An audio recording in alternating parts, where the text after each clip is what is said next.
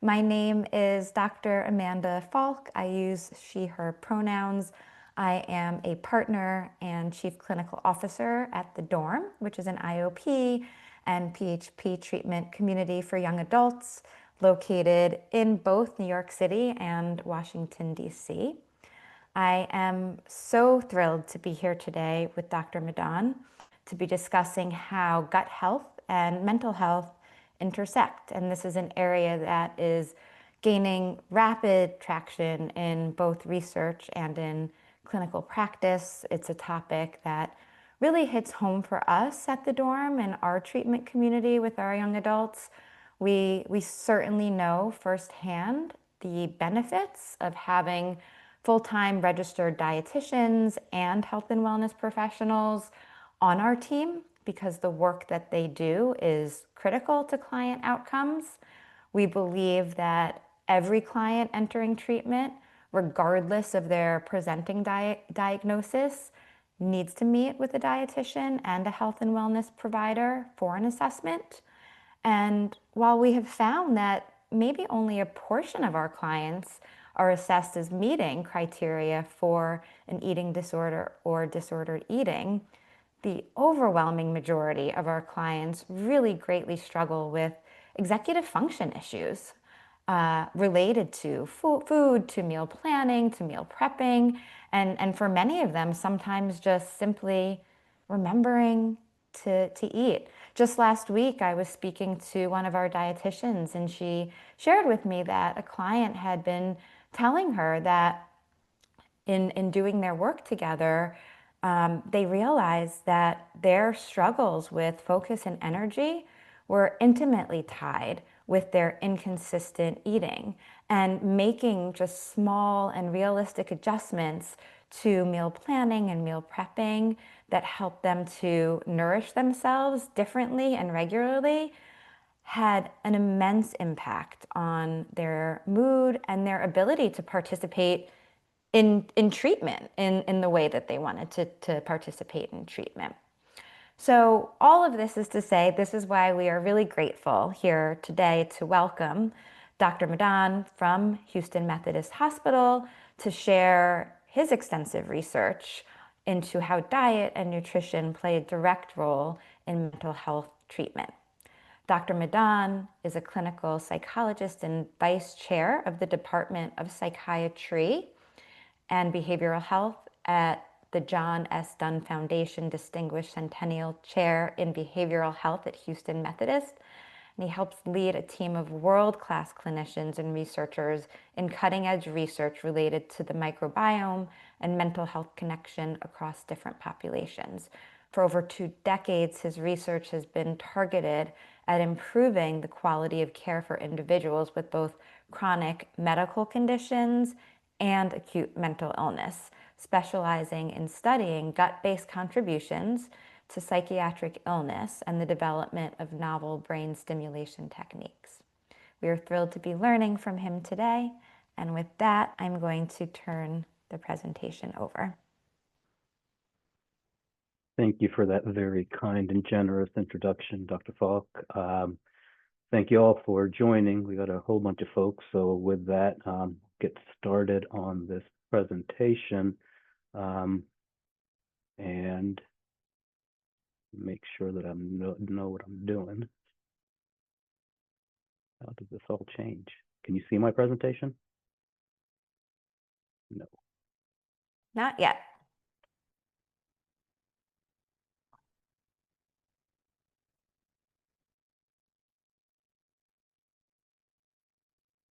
This was working a minute ago.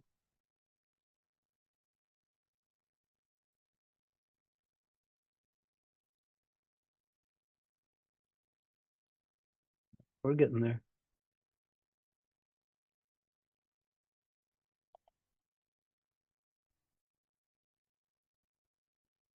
Ah, it's coming up. Yeah. Here we go. Sorry about that, y'all.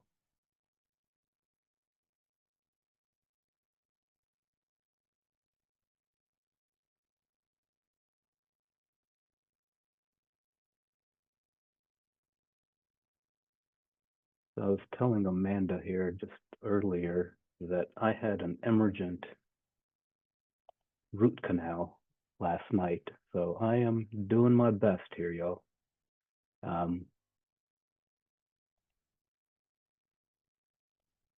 There we go.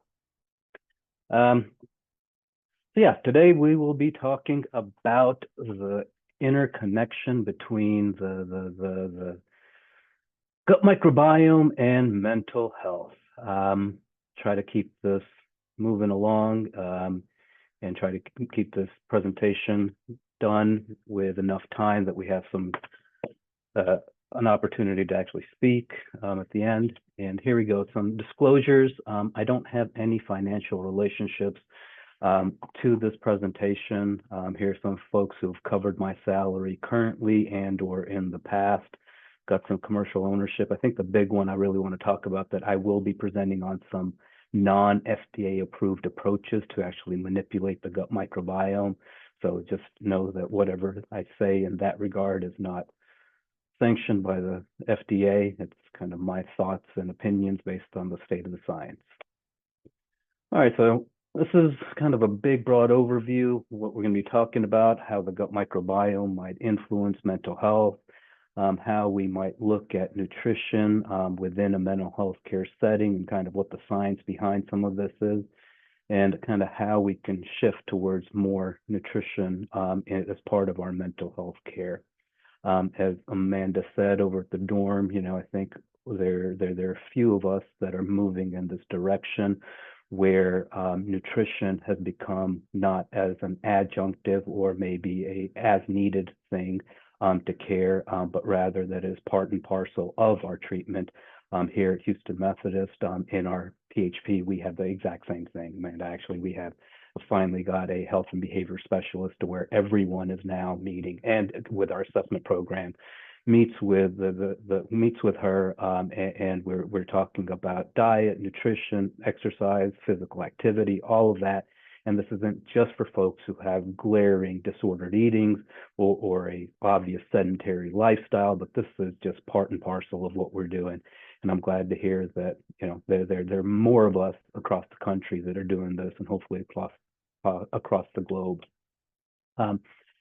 This is a really big high-level picture of what's going on. Now, this is from my daughter when she was 7. She is now 14, so she is horribly embarrassed that I still show up this slide. And really, I want you to, we were doing free drawing, right? So we do this plenty. And this was a magical flying unicorn pooping out useful stuff. So this is absolutely what we're talking about, our poop. So this is going to be a very poop-centric talk. And so it's a taboo topic, actually. We don't like talking about our poop. And this is where a lot of information lives. So in this particular free drawing of her from 7 years ago when she was a wee little 7-year-old, this is strawberry. I think this was her iPad and some lettuce. This is a phone. So it is useful stuff. I don't know that this is what we'll be talking about today in terms of the content, but we will be talking about poop. So poop we don't like talking about. It makes us giggle, it makes us laugh, makes us feel uncomfortable. And there are plenty of reasons culturally why that might be. It's probably associated with a lot of kind of bacteria and illness. But, I think at this point, like one of the questions is like, what do we as mental health professionals need to do? I think we need to talk about diet and bowel movements actually a little bit more with our patients. And not run and shy away from our own discomfort when we could get a lot of information, because our poop has a lot of information in it, and hopefully we're pooping regularly. And if not, that's worthy of conversation, actually, for it doesn't matter what letters are after your name. So what is the gut microbiome? All right, so this is all of, and the gut is kind of, this is really speaking of small and large intestines. But this is kind of all the bacteria, viruses, and kind of their collective material, as well as the products that they produce that live in your gut. All right. Now, while it's called the microbiome, saying this big umbrella of all this, the vast majority of the research has been done on the bacteria. All right. And the total number of bacteria are, there's a big range, up to 1 trillion of them or so. And it's a few thousand species, and the numbers keep on jumping up and down, but this is where we are right now. And collectively, all the bacteria weigh about 3 pounds. And curiously, that's how much our average brains weigh as well. And the reason we're talking about poop is because our fecal material, our fecal samples, actually have bacteria in them. That's about where we can get an easy view of what our gut bacteria look like. And all of these kind of factors contribute. Diet, the medicines we take, where on the planet we live, kind of where we are in life and lifespan, how we were born. As we are all born, we're actually born with no bacteria. We have no microbiome. But passing through the birth canal is our first exposure to mom's bacteria, and then skin to skin, how we're fed, and then kind of how we live our lives and kind of what we eat along the way. This has direct bearing on what's going on in our gut. Now, the brain and the gut are intimately connected. All right, this is a bi-directional relationship, meaning what's going on up here affects what's going on down in our gut. What's going on in our gut affects what's going on upstairs. All right, now this is, it's a very complicated system. I'm not going to get into the nitty-gritty of it. That's for a very different talk and probably a different audience and different time, because that'll be like hours on itself. But I do want to kind of say that the two are connected, and we've known this forever, right? I mean, our language has it. Butterflies in our stomach, right? We have these sayings, scared shitless, right? I mean, this is the English language. This is not just limited to the English language. They're terms all across the globe that have connected our emotional health and well-being, our brain space, and how our gut's doing. So we've known this. It's just probably over the past couple of decades that the science really, it's really the microbiology, the genetics have advanced to the point where we have a better understanding of what's going on, and really the analytics. The analytics are really probably the most complicated of them all at this point. And it really takes a whole team of folks to try to do this line of research of trying to really understand this brain-gut microbiome axis and how they're interconnected. So saying this is complicated and complex. So down here, this is essentially your gut. This is your lining of your intestine, all right? So all these bacteria live in your intestine. They produce a whole bunch of stuff that goes into your bodies and affects. But what's going on in the brain also has directions. They go down. So it is a top-down, bottom-up type communication. It's kind of chronically moving, and our understanding right now of this complex interplay is rudimentary at best. All right. So it's some of the preliminary questions that have come in are looking for a whole lot of specificity. Even with this horribly complicated slide, this is probably a gross underappreciation of the complexity of what's going on. So I wish I could give a lot more specifics. I can't, because the science is not there, and I'm not going to overinterpret the science. And that's one of my big concerns about a lot that's out there right now. It's overinterpreting small studies and making grand conclusions. So one of the big take homes is that what we know about the brain-gut interconnection is that the two are interconnected. They influence one another. Exactly how and under what conditions and under for what illnesses, I think that's less understood, but it is every day we're learning more about it. So how do we know all of this? All right. So again, you'll see there's a lot of poop here on this slide. It's easier. We don't have to draw blood. We don't have to expose anyone to radiation, like with a CT scan, or it's literally fecal samples are able to give us an idea of what's going on. So you take people who don't have disease compared to people who have disease, you collect fecal samples from them, you run kind of the analysis, and the two groups are somehow different based on their fecal matter, all right, and the bacteria in. There are ways, this is probably the vast majority of our understanding of maybe of causality is based on small animal studies. So we get poop from humans, all right, say a depressed person, an anxious person, a psychotic person, and we transplant that fecal matter into mice who are germ-free, who actually don't have a gut microbiome. And what you can see is you start seeing depressive-like behaviors in mice. You see anxious-like behaviors in mice. So if you can get kind of depressed poop or anxious poop, you can make mice who don't have a microbiome into behaving depressed or anxious. This is the vast majority of the research, okay? While it is informative, humans are not mice. It's not a one-to-one translation, and it doesn't always work that way.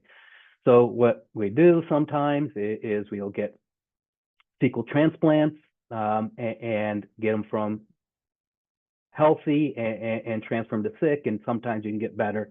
This is much smaller. There's only one FDA-approved indication for fecal transplants in humans, and that's for a horrible, horrible bacterial infection called C. diff. It's once you've had all the treatments out there and you still end up in the hospital with diarrhea that's putting you essentially on your deathbed, you can get a fecal transplant and it works magically. All right. Now, curiously, while these trials were going on, we also learned something, and this really affects kind of the ethics and the questions of the research today, is, in some of these trials, we actually transplanted obesity also accidentally.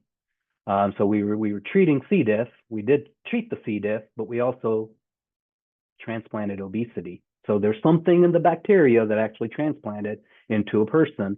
And so it's good intentions don't always work out exactly as we hoped, and there can be consequences.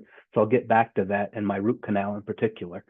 So now there are some studies, these are smaller studies again, that we do dietary interventions, either change up what we eat, prebiotics or the bacteria that feed the materials that actually feed our bacteria in the gut. Probiotics are actually the bacteria, just you're putting in the bacteria into your guts, and you see, is there improvement? So this is the way that this research is done. Mice are really easy to research, okay? Mice, you have influence over. Humans, not so much. Even asking people for fecal samples is actually very hard to do. We don't like sharing our poop. Now, mind you, as a psychologist, I can get intimate details from patients of horrible trauma experiences. But if I ask for a fecal sample, I've gone too far. So it really, this line of research is not easy to do. So again, brain gut has been implicated in a variety of diseases, and these are all small studies. There's nothing that we have an absolute causal relationship or idea of, this bacteria or this class of bacteria cause MS, cause depression, cause autism, cause Parkinson's. We don't have any of that figured out. These bacteria have been implicated in the presentation with these diseases, but I don't know that causality, we are there yet. This is kind of our work in this field of psychiatric microbiology. Mind you, the term psychiatric microbiology is one that I made up and introduced in the literature, scientific literature about 3-4 years ago. It is the interface of psychiatry and microbiology, and we started this line of inquiry about a decade ago. At the time when we launched this study, in the scientific literature, at that particular point, there had been 2 published studies with actual patients, all right? And so ours was quite an endeavor, and we ended up collecting fecal samples from 100+ psychiatric inpatients. And then we had clinical data, admission and discharge, but the samples were collected only shortly after admission. And this is the bulk of the research, this cross-sectional research, that any of the research that really exists within the field right now, the vast majority of it, I can't say any of it, the vast majority of it is really cross-sectional. So some of the strengths of the study, though, were that it was in a hospital setting. So we had some control over potential confounding variables, such as kind of the medications people were taking. They're exposed to the same environment, same, bed sheets were cleaned with the same detergent. So those factors that could influence, we were able to account for. All right, very, very busy slide. Essentially, this slide right here is telling us that, what we found was what you looked like in terms of your clinical presentation, really at admission, varied by your bacteria, varied if you had mild, moderate, or severe depression. Don't worry about the specifics. I've left these very blurry and small in particular because I don't want you to generalize these. But what we also found was that what your gut bacteria looked like when you walked into the hospital actually was able to predict whether you got better or not in terms of depression after your hospitalization. But this was at a very high level.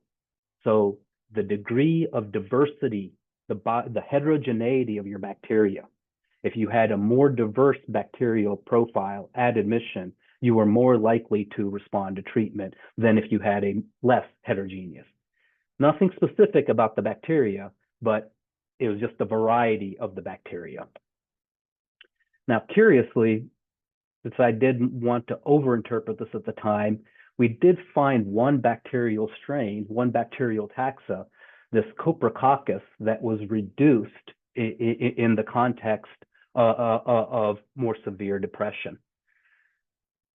Again, didn't want to overinterpret it, but I think, the two studies that I told you about that existed at the time, this was a Dutch study of 100 outpatients. It was buried in a footnote there. This was the same bacteria was reduced. And in a Chinese sample, I think out of Beijing, this was looking at a few hundred patients in the hospital. Again, buried in a little footnote there was also Coprococcus was reduced. Now, Coprococcus is actually associated with chronic inflammation.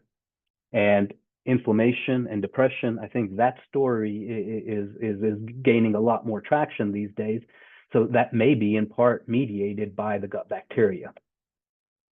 What we did a few years later was looking at, again, this is not to get too caught up into the weeds. This is these bacteria look different from these bacteria look different from these bacteria. And essentially what we were able to do was, like I was saying, the analytics, I couldn't even tell you the complexity of these analyses because I have to outsource kind of and partner with really bright folks to do this, data scientists.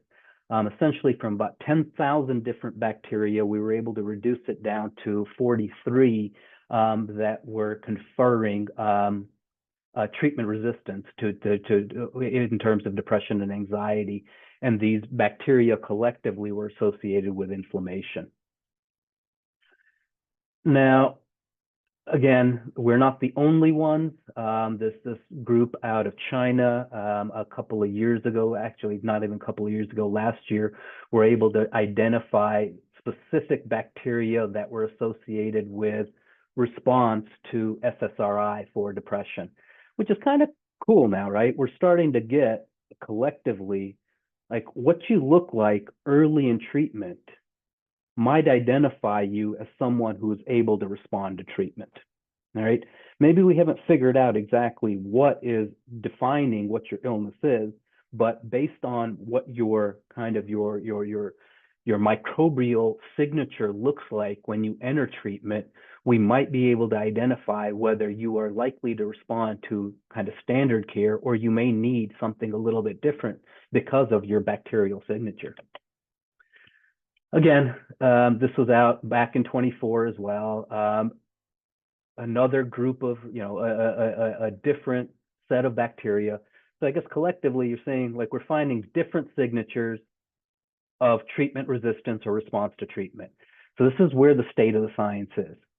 There's so much variety. I don't think any of us have honed in on any one thing, but it's when we're collectively putting into the literature, we're starting to get a signal. We tried to look at suicidality in the gut microbiome, and we sliced and diced this every possible way and really found no signal. Now, I put this study up to say that this is no signal because this is very hard research to do. It's very expensive research to do. And there's a bias in the scientific literature to only publish kind of results that have significant findings. But non-significant findings are just as important sometimes in terms of this is how we did this line of inquiry. It's expensive, it's time consuming, it's difficult to do with patients. Don't do exactly what we did because we didn't find a signal. So this is my little contribution to science. We were able to sneak in a non-significant result into a peer-reviewed publication. I think they're probably, this was quite a coup, actually. What we also found in this sample was that this was just fantastic, and not fantastic. This was just fascinating, right? So this was, remember, these folks these are psychiatric inpatients. Average age was about 37, 38 years old. And we got their bacteria shortly after their fecal samples shortly after they entered the hospital. And not only do we ask them about current symptoms, we asked them about lived experiences, especially traumatic life events. And these are events that could have happened at any point of their lifespan. What we found, though, was these adults, these 38-year-old men and women, those who endorsed childhood physical abuse, their gut bacteria looked different than those who did not. And the folks with childhood physical abuse, they actually had bacteria that are associated with inflammation. So stuff that happened 2-3 decades ago, life experiences that happened 2-3 decades ago, have bearing on what your gut bacteria look like in adulthood. That's fascinating. That this is like, so it suggests that these life events have some kind of epigenetic influence that you carry on into adulthood, and there's a signal in your bacteria that are associated in your gut bacteria that are associated with inflammation. This one was a fascinating finding as well, and this is really adding to the literature that there's a social transmission of bacteria. All right, so these screens are great and all, we're able to engage with one another, but physical contact actually makes a difference. So this was looking at kind of personality traits and the gut bacteria and the gut microbiome, and we found that folks who said that they didn't have a whole lot of friends other than their first-degree relatives looked very different than people who didn't endorse this item. People who were more socially detached, their gut bacteria actually looks very different from people who are more socially engaged. Again, so there's something to be said of kind of our human contact is actually adaptive in some regards, because these bacteria that differentiated the two groups, again, are associated with inflammation. So maybe, most of us have read and heard of this loneliness epidemic that's affecting all of us and is actually killing us. It may be in part mediated by kind of a more homogenization of bacteria and lack of exposure to specific bacteria that we get from one another, and we're staying in a more inflamed state.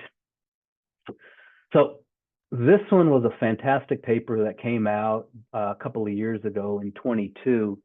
And like I was saying, all of us are putting out our research. We're finding a little signature here, little signature here, little signature here. There's not a whole lot of overlap, but there is some overlap. And this is looking at across studies with schizophrenia, across studies in depression, across studies in bipolar disorder. This shared area of this Venn diagram is kind of the signal that we're finding across psychiatric illness, is that we have a relative increase in these bacteria and a relative decrease in this bacteria. Again, this Coprococcus that we found in this 2015 sample, actually that signal is showing up a decade later. So I was hesitant to overinterpret, and I could have said a little bit more, but I'm perfectly fine at being cautious and interpreting. Let's talk about these three bacteria in particular. This Egricella, remember, it's increased. These two are increased, and this is decreased, all right, across psychiatric illness. Stress and inflammation, all right? This, when you have too much of this, lactobacillus, you have inflammation, and what you have is reduced biodiversity. So just the variety of bacteria go down. And this Coprococcus is reduced, but what it does is it actually ferments dietary fibers, all right, which produce short-chain fatty acids, such as butyrate. And what does butyrate do? It is one of the building blocks of not only of neurotransmitters, but it also reduces inflammation, all right? So remember this, Coprococcus is reduced. You need more Coprococcus to actually ferment bacteria, ferment your fibers. So we'll get back to this, and this will be relevant to kind of more of how to actually intervene. All right, so kind of this is the state of the science. We don't know a whole lot, but we are in the process of actually contributing to better understanding. And one of the challenges with what we're doing, all of us across the planet, is that they're cross-sectional studies. So we're not able to really get to kind of mechanisms and or any causal relationships. So the big question is, it's okay, we've seen that there is a signature across psychiatric illness of what the gut looks like, all right? But is this a state or is this a trait? Does this actually change with treatment, or is this our destiny? I don't know. That's a complete question. So we have embarked on trying to answer this question across a number of studies. So what we're doing is we're getting folks in one of our outpatient clinics here at Houston Methodist. As soon as they enter treatment, we're asking them if they'd be willing to participate in this research. So we ask them for fecal samples when they start treatment, 1 month, 2 months, 3 months into treatment, and we're getting their symptoms and we're tracking their symptoms across that. So that study is in progress. We plan on doing the same thing with looking at, I've got a partner who's got a partnership with a residential treatment facility for addictions, and we're going to look to see if the gut actually is implicated in opioid dependence and how that might change during the course of treatment. Again, serial assessment. And colleagues here at Houston Methodist, in collaboration with folks kind of not only here at Houston Methodist, but across the street at Baylor College of Medicine. We have a big research project kind of in progress, hoping to get funded. And if not, we're going to probably start it anyway in January. It's looking at what the gut bacteria and your gut microbiome look like and or change during the course of pregnancy, in addition to that, and how the gut bacteria and sleep might interact during the course of pregnancy to predict postpartum depression. Now, that's kind of where we're moving next. It's more longitudinal studies with more than just one fecal sample to see if you get better with treatment, does the gut bacteria change? Does the gut bacteria change before you have symptomatic improvement? Do you have symptomatic improvement and then your gut bacteria change? These are all questions. Or can we predict who's going to get better or who's not going to get better? And then kind of one of the next lines of research that is, again, harder to do and more expensive. It's not just looking at what the gut bacteria do. And you've heard me say, these bacteria are associated with inflammation. These bacteria do this, do that. Well, there's a whole next phase of the research is these bacteria, they produce stuff. And those metabolites, we want to study those. Like and that's a whole other field called metabolomics. So hopefully one day we are in the world of psychobiotics, right? I didn't come up with that word. That's been in the literature for a few years now. It's, can we intervene with psychiatric illness at the gut bacterial level, either with stuff that feeds the bacteria, these prebiotics, or can we supplement the gut with beneficial bacteria, or can we use antibiotics to kill off specifically bad bacteria? That's we're not there yet. That's years away. Hopefully in my lifetime, but I don't know that we'll get there.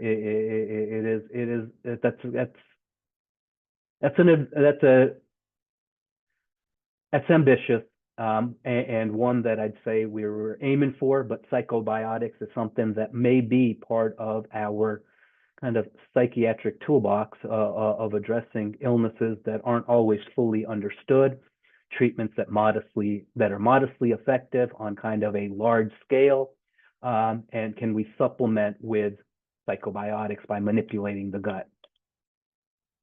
All right, so let's summarize the state of the science. Small animal research, mostly animal research, some studies with humans, but they're small, mostly with healthy controls.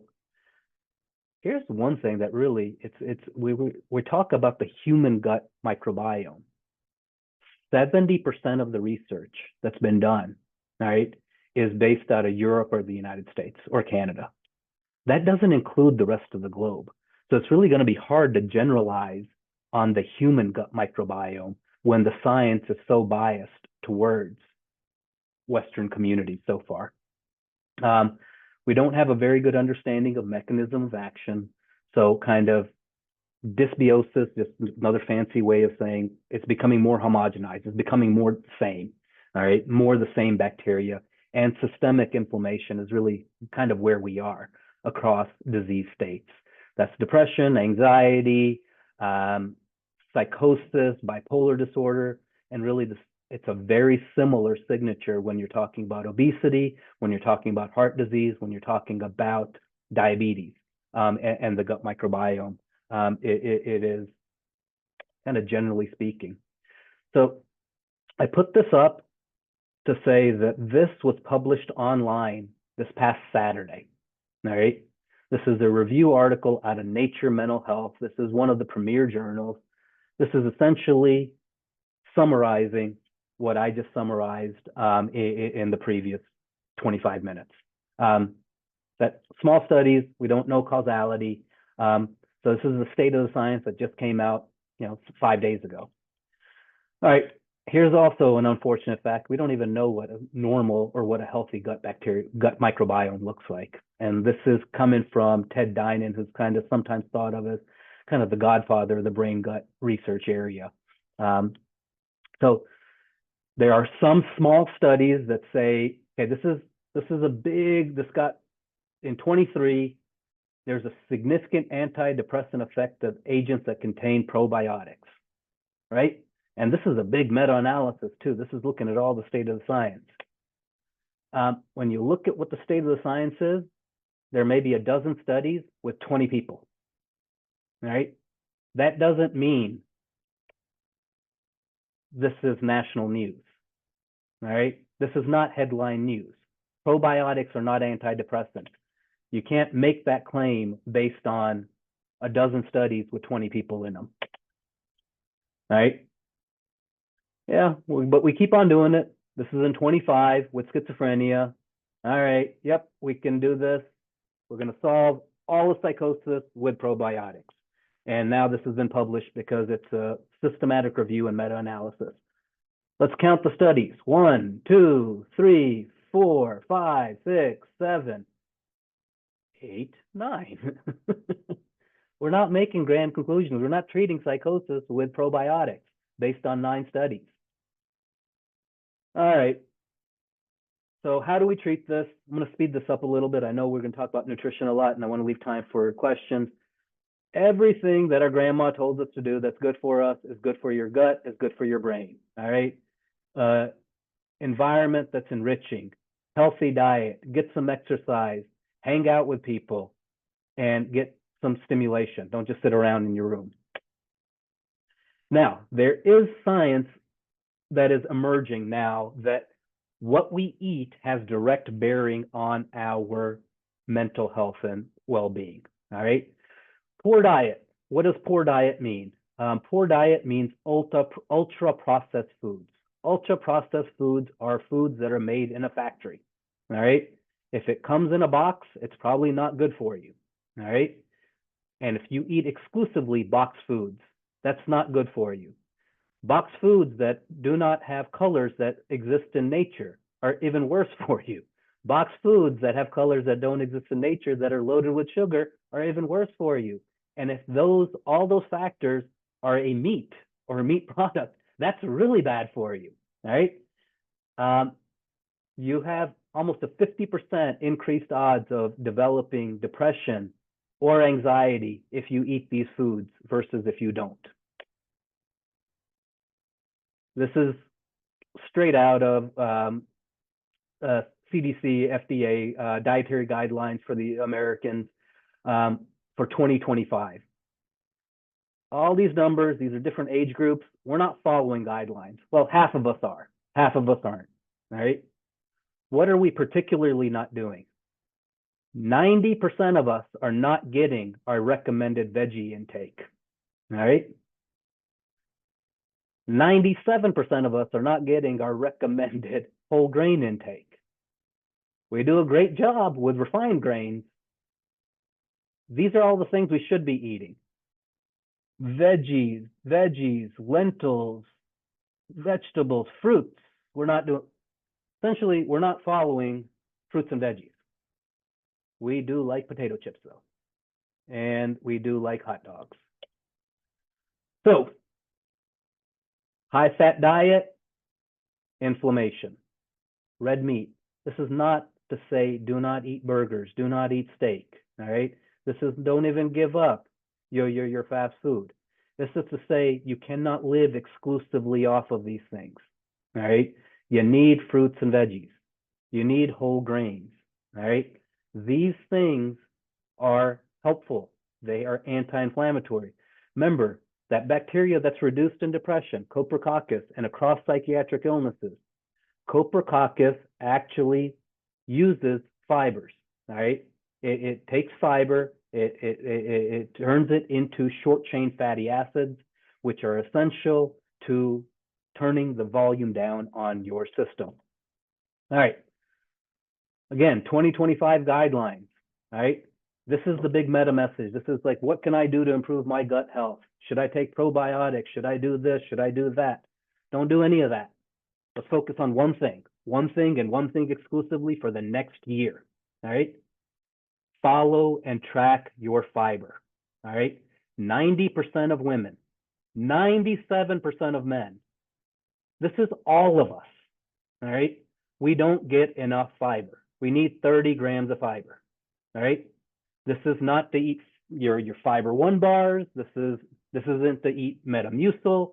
Don't take it the easy way. Get an apple, eat a salad, eat some spinach, go slowly. Your body will revolt, which means you will have diarrhea, all right? You can't go from 0 to 30 overnight, all right?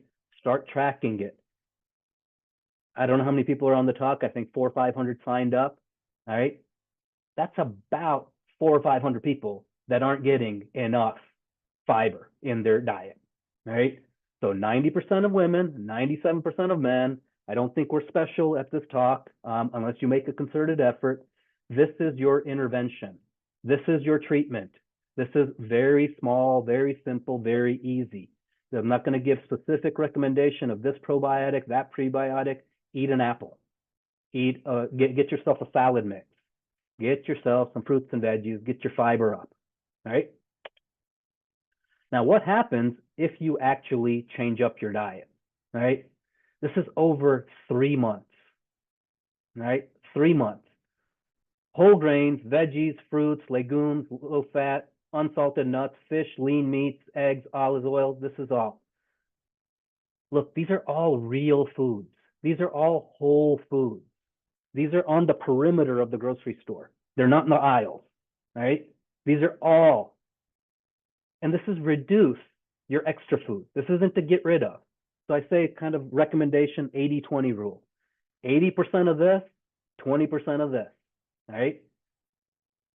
This lady, Felice Jacka, is a powerhouse. She was the first one to publish this in 2017. She consults with the World Health Organization. She was in Houston. She was consulting with NASA. I got to have dinner with her, which was very intimidating to have dinner with the person who's done this line of research, right? What do you eat? Now, this antidepressant effect, all right, greater than 1. For the stat nerds in this group, what are our antidepressant effects for any 3-letter psychotherapy? About 0.3, all right? What is our antidepressant effect for almost any SSRI? About 0.3. Dietary intervention over the course of 3 months is about 3 to 4-fold more effective in treating depression than our frontline treatments are. Let that settle in for a second.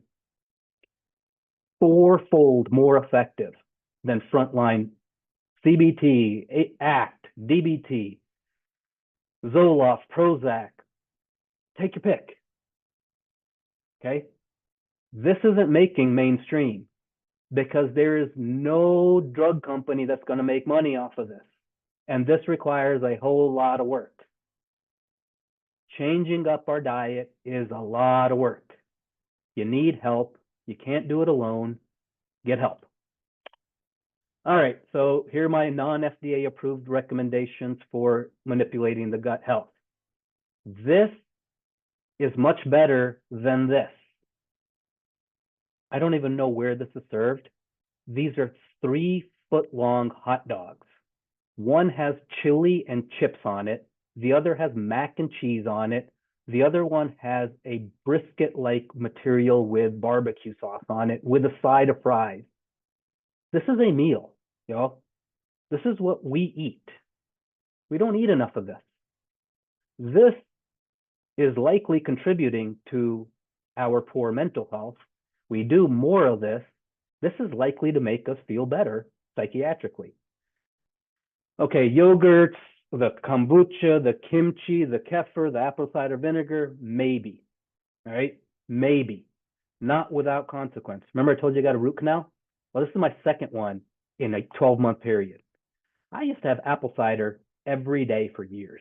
And I think I killed off my tooth enamel. So I'm trying to improve my gut health, but not without consequence. All right. So again, moderation. Some of these things might be helpful. They might be helpful for you. I don't know if they're going to be. This is definitely going to be helpful in terms of your mental health and well-being. All right. Get the rainbow on your plate. Have it be real and fruits, vegetables, whole grains heavy. Not that you don't eat meat. Lean meats are great. We need protein. Red meats are great too. It's again, we need more of this. Remember, 90+% of us don't get enough fiber, and fiber feeds our good bacteria. All right. So went a little bit long, but do want to say thank yous to a whole lot of people. This is not done alone. This is done over decades of thinking and learning and figuring out. And a lot of the learning and figuring out has been with patients and families who are willing to share their personal data. Most importantly, their poop, because without their poop, I can't do any of this research.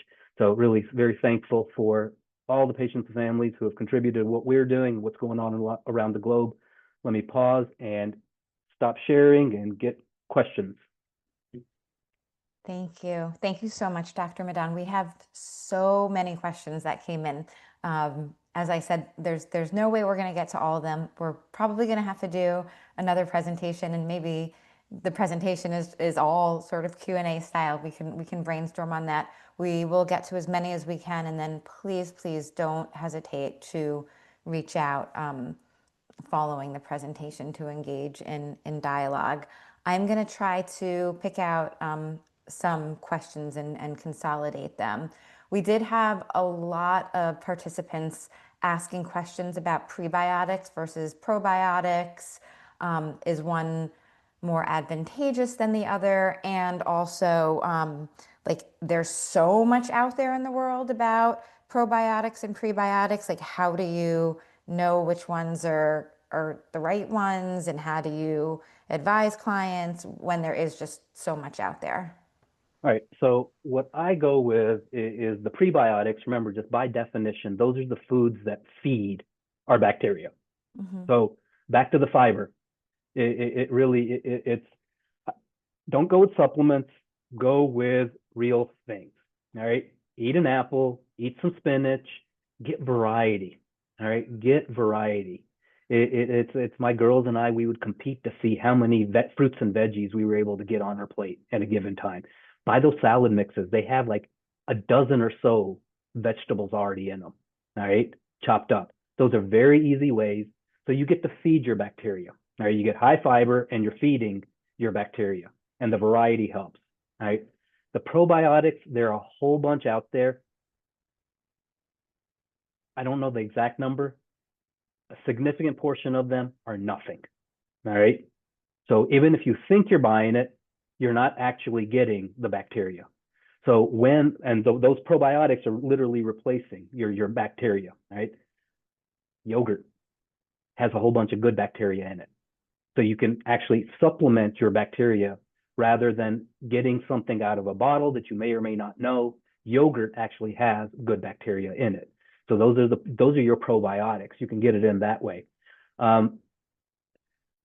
These natural supplements aren't FDA regulated. So that's where I cannot say this is the bacteria, this is the probiotic you need to take or don't take, because we just don't know what's actually in that bottle. So an apple, I know what it is. Yogurt, I know what it is. So if you want something definitive, that's where I'd go in that direction. It's keep it simple. It's just not, you don't need to get a pill form to solve it all. Really, it's, I think, changing up our diets a little bit will have significant bearing on our health and well-being.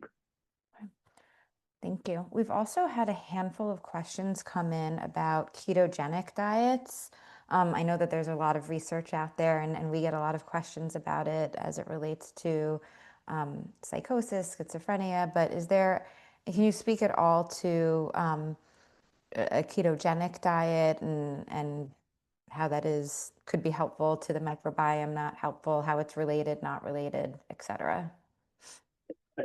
I don't want to speak outside of kind of my line of kind of understanding. I know that there is a small emerging literature, especially in helping to supplement kind of standards of care for psychosis.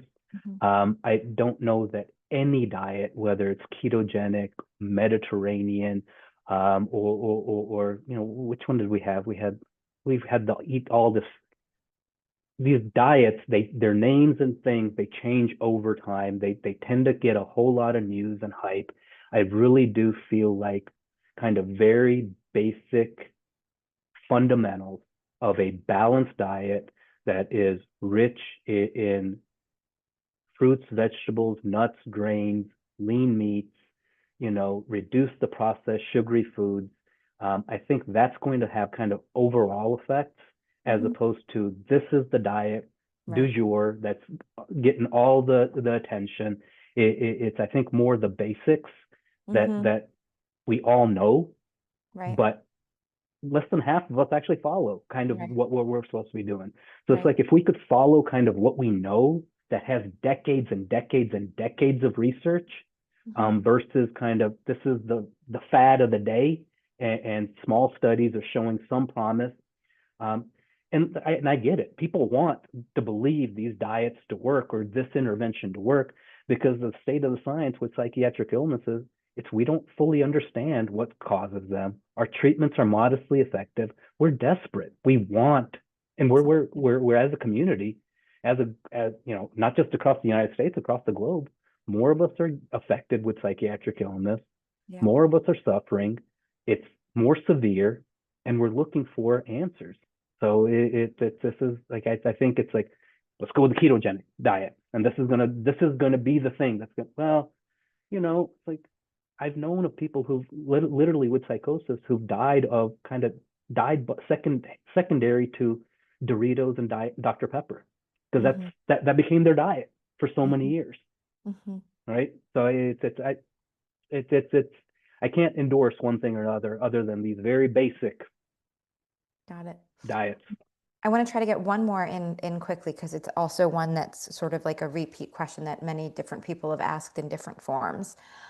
When approaching work with clients who do have a diagnosed eating disorder, any thoughts, feedback around how to approach talking with them about the microbiome, about foods, especially when we look at, different approaches like an all foods fit model, et cetera? I I have it as part of my intake, Mhm. right? Just like as if you're asking about, substance use or sleep or trauma history, it's like, hey, what'd you eat yesterday? Mhm. Just get a 24-hour food recall, right? And that gets you a starting point. I don't know. Well, versus, well, for breakfast I had this, for lunch I had this, I had a snack, and then you get a lot of information. Talk to me about your bowel movements. Mhm. We as the mental health professional have to be kind of a bit more comfortable about discussing food and really bowel movements, um, without our own comfort and kind of real acceptance that this is, all of us eat, all of us poop. It's That's part and parcel of the human condition. This is also should be part of, I think, part of everyone's intake. This is just, I think it's just as important, just as meaningful as anything else that we ask about. Mhm. Mhm.